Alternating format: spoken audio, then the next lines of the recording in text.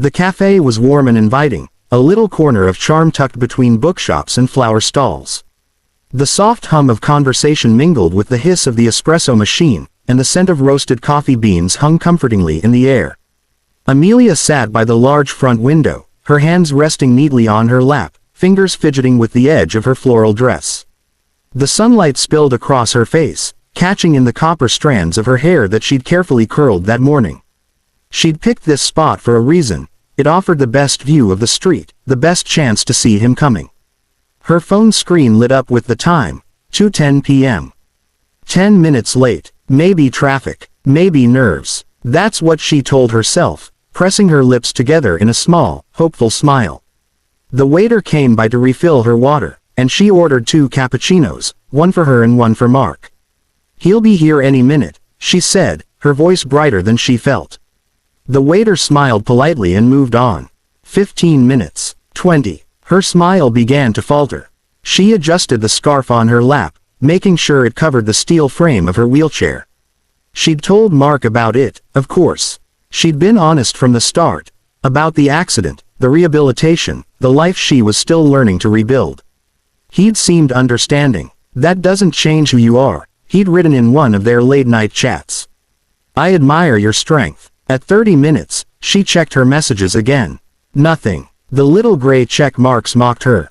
Around her, couples laughed and leaned close over steaming mugs, and Amelia's table, with its untouched second coffee, stood out like a spotlight of absence.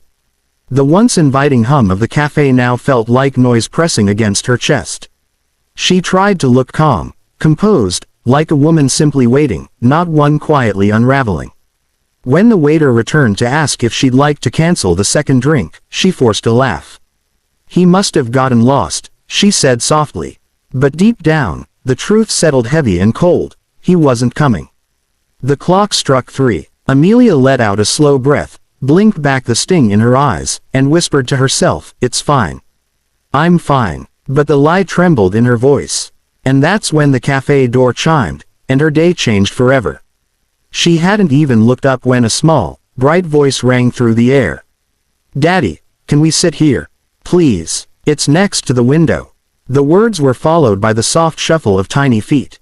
Amelia glanced up to see a little girl, no older than 6, her dark curls bouncing as she tugged eagerly on her father's hand. The man beside her was tall, neatly dressed in a charcoal suit, his tie slightly loosened like someone who'd come straight from an office.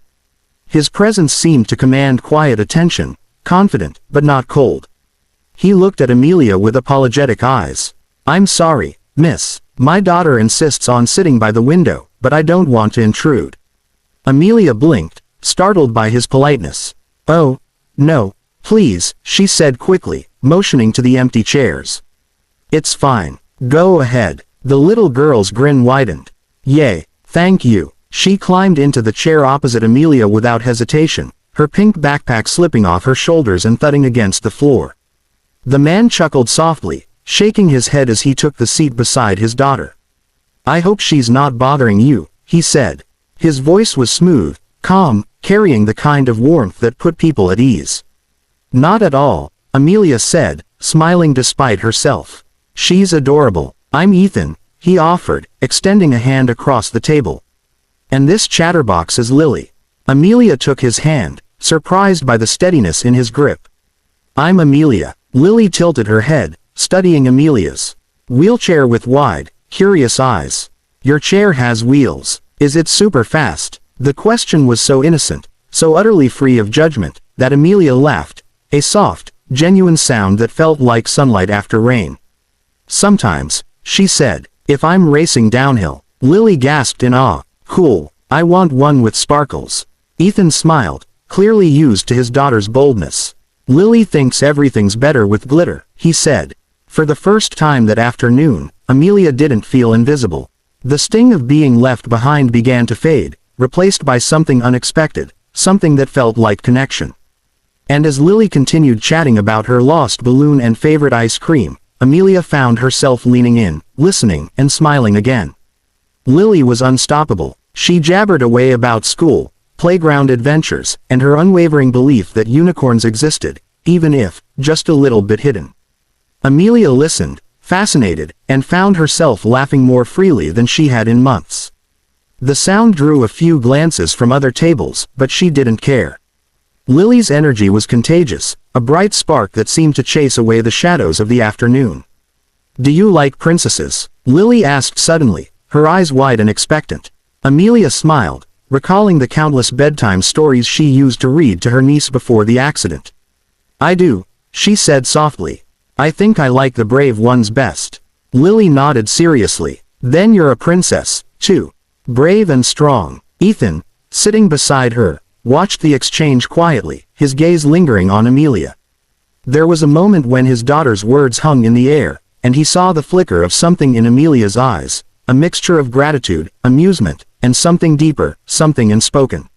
She wasn't just smiling because of Lily, she was allowing herself to be seen again. "You have a lovely laugh," Ethan said after a pause, his tone low but genuine. "It's refreshing." Amelia felt heat rise to her cheeks.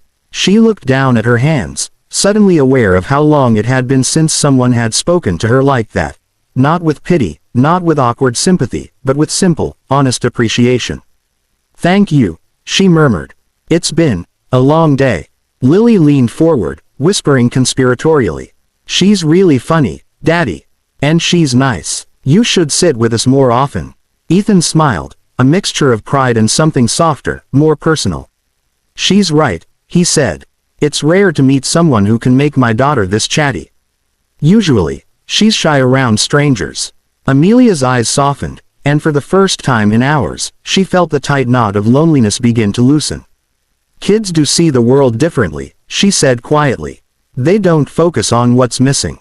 They just see what's possible." Ethan's gaze lingered on her, a subtle admiration forming in his eyes. He realized that beneath the gentle humor and the resilience, there was a story waiting to be told, a story of strength, loss, and the courage to keep showing up despite the world turning its back. Amelia took a slow sip of her coffee, the warmth seeping into her fingers and, oddly, into her chest. She glanced at Ethan and Lily, her heart still tight from the sting of being stood up, but softened by the unexpected company.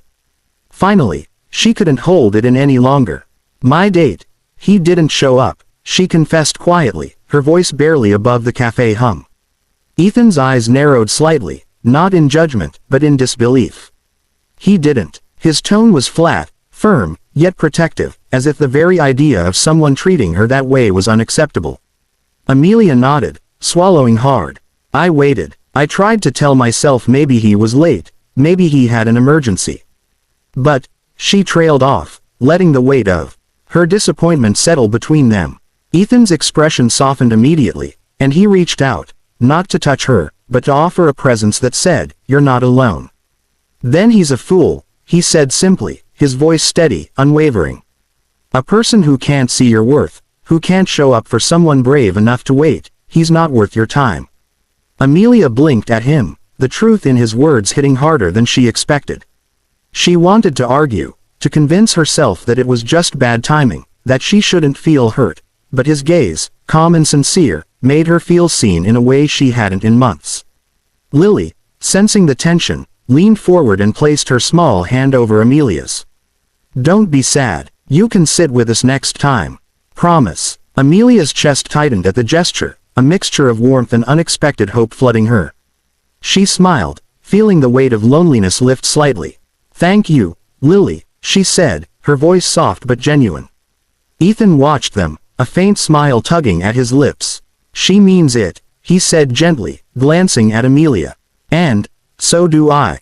His words were quiet, but there was a sincerity in them that cut through the lingering sting of rejection. For a moment, the cafe noise seemed to fade. The hum of conversation, the clatter of cups, the hiss of the espresso machine, all replaced by a quiet, unspoken understanding. Here, in this small corner, Amelia felt an unexpected connection, a trio bound by chance, kindness, and shared laughter. She looked out the window again, the sunlight now softer, warmer, like it was meant for moments like this. Sometimes, being left behind was not the end. Sometimes, it was just life nudging you toward the right people, people who saw you, who valued you, and who reminded you that hope could arrive in the form of a little girl and a kind stranger. Amelia's lips curved into a full, unguarded smile. For the first time that day, she felt truly seen.